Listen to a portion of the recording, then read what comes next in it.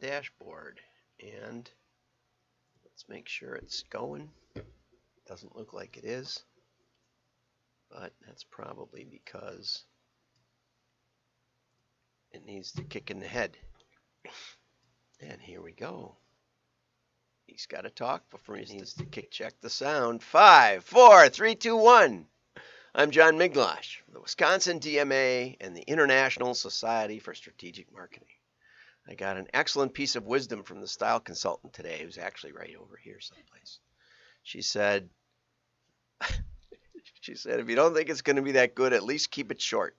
So we'll see which one happens today. But excellent wisdom. You get it here first, folks. Okay, and let's get over to the wild ride.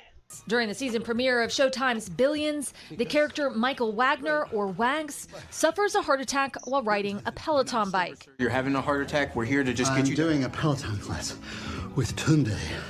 This storyline sounds strangely familiar. That's because it is. During the premiere of the Sex and the City reboot and Just Like That, Mr. Big's character dies of a heart attack following a rigorous Peloton workout. John! Oh, well, anyway, enough of that.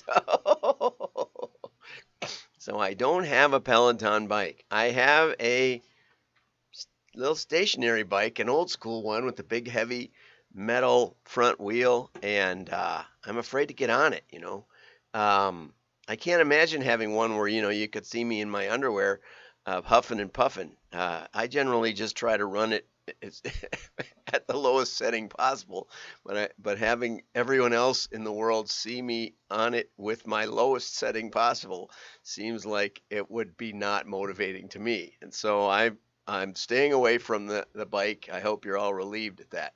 We're tied with the record turnout for the WDMA kickoff today.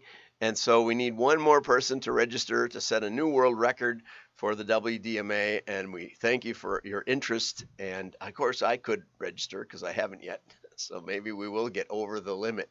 But the style consultant's in charge, and it's not going to be free broadcast like this. You got to get over there and register to get the links, and I will send to all the registrants. I will send a little message so that you make sure you have the link. And we're looking forward to some really great people. I already have some hints that a big mailer or two might show up, and some other hoity-toity special people, but the rest of you are welcome anyway. So get over there and register. Let's see now. Let's go over to the PDFs of the world. Oh, got to turn it on like that. Okay, so now we're going to look into some other, here's Peloton problems. Okay, so Peloton has lost $40 billion in valuation in the last year. That is just amazing. Okay, and what's happened is that it's become kind of a proverb for people dropping dead. It turns out that the Peloton, the second heart attack, was actually filmed in April, well before the premiere of Mr. Big dropping dead. So for some reason, Peloton is being targeted. Perhaps it's because the rich and powerful and beautiful are all riding them. And so it's a proverb for people who have too much exercise and not enough to do. Anyway, here's the stock chart, and when the pandemic hit, it was going up, as is often the case, and then things changed as people got more comfortable going back to the club. I think it was, November or something of 2020, after the election, then we could all go back to doing whatever we wanted to do.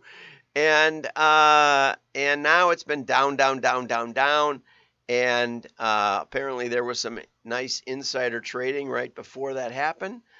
It doesn't mean that anything nefarious was going on. I just thought I'd share that. It's down about to where it was right before the pandemic. So now it's back to earth. As Ronald Reagan once said when the stock market plunged, he said, market goes up, market goes down. It's true. Okay, here was an interesting story. German publishers reportedly urging the EU They want the government regulators to prohibit Google from prohibiting cookies on Chrome. And part of the argument is, it's pretty straightforward. Apparently, Google can still see the browser history on Chrome in an anonymous way. And so it gives Google, unlike third-party cookies, which are shared, you can get the data, this would be just Google-only data. And it turns the entire web into sort of a walled garden. So anyway, but it's kind of an interesting reversal. It just shows you that not everybody wins and not everybody loses on these privacy issues. Safari, I didn't realize has been blocking third-party cookies since 2005, which is practically when they got invented. And Firefox has been doing it since 2019. So I don't think there's any way to stop Google from doing whatever they feel like, though the ANA and the 4As said last January they didn't think it was a good idea. And I know a lot of people are up in arms, but, that's the way it is with the internet. Something can change like Peloton, and all of a sudden your business is in a big mess. And here's the story that goes with the heart attack victim, and it talks about the insider trading, etc. So now let's get over to Ritson. How are we doing? Yeah, pretty fast. If you've never heard of Anthimeria, then Google it before you end up like Karcher. And Anthimeria means the changing of a verb into a noun, or the changing of a noun into a verb. So, for example, I gotta chill versus let's chill. Chill becomes a verb, okay? Or the little old lady turtled along the road. Turtled would be a noun, turtle, that turns into a verb, in case you haven't had much grammar. You might have heard recently the idea of learnings from a meeting. What were the learnings from this meeting? Okay, learn is a verb. Learnings is a noun. It's actually called denominization or something like that if you get into the grammar of it. But what happened was last week, far right, and I don't know if they're that far right, they're just upset because the EU flooded France with I don't even know if they're legal immigrants, but with requiring to take millions and millions of people that showed up. And that was basically the main reason, as far as I understand, for Brexit. One of the main emotional triggers for Brexit was that the EU was saying to England, you have to take these people and you have no say in it. Well, again, it seems like there should be some say in it, some way to integrate this stuff. And it has been causing lots of problems in Europe, not just because, they're bad people, but it's because, it's hard to run, like I heard Waco, Texas, I think it was, had 40 different languages calling into 911. Makes the infrastructure very difficult. It's, whether it's good or bad, it's just difficult. So it causes a lot of complexity. And if you've ever been to Canada, where the road signs are in French and English, you know that it seems a little kooky, to be honest, but they're very committed to it. So, and oh, Canada. So anyway, one of the politicians said she's going to go find her Karcher in her basement. That's basically a literal translation. It means Karcher is a pressure washer. And pressure washer is kind of a mouthful to say, so I can see how Karcher would be a much more punchy way to say pressure washer, right? But suddenly Karcher Corporate is releasing public relations statements saying you shouldn't be using our pressure washer for this.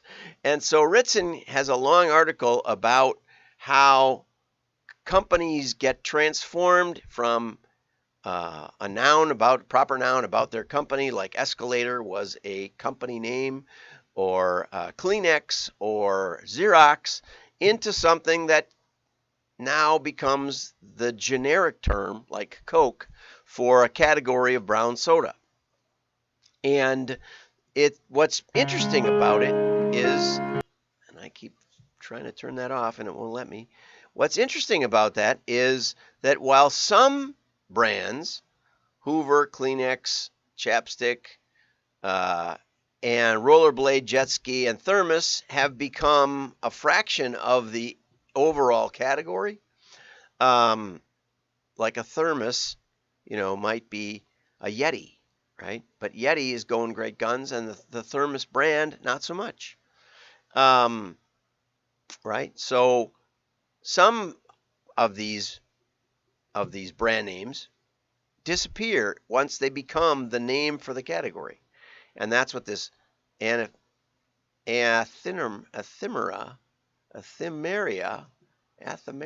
maybe, is a general translation of a word from one part of speech to another. But it's quite exciting because it's an explicit example of how language evolves over time. And the tricky part is that you work and work and work for this. You try to get your brand name recognized as the definitive source for whatever it is that you're trying to sell.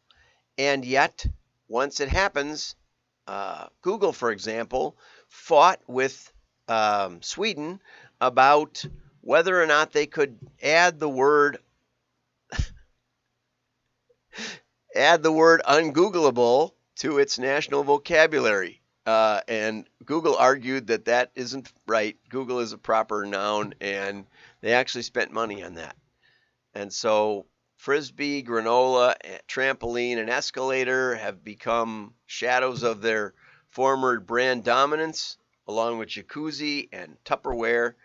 But sometimes, like for something like Jeep, for example, it becomes the definitive brand, and it keeps its brand distinctives. Probably it's that front grille that they keep every time.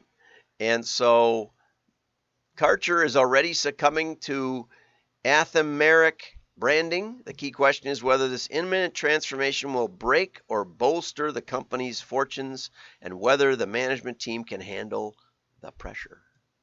Get it? Pressure washer. Okay, so get over to wdma.org and you can register for that event. It's free, but you're going to need the link or you're not going to find it. And some of the early ones, the link follow-ups when you registered, came out pointing to November. I think I fixed that since, but I'll be putting out a message at about an hour before so that we'll make sure we all have the same link and we'll all have some fun. And we're going to learn about data hygiene a little bit and about postal regulations and what Scott does to fix them for your big mailers and even for little mailers. So I think it'll be a fun time for all. Have a great day. Like and share. Your friends will know you're smart.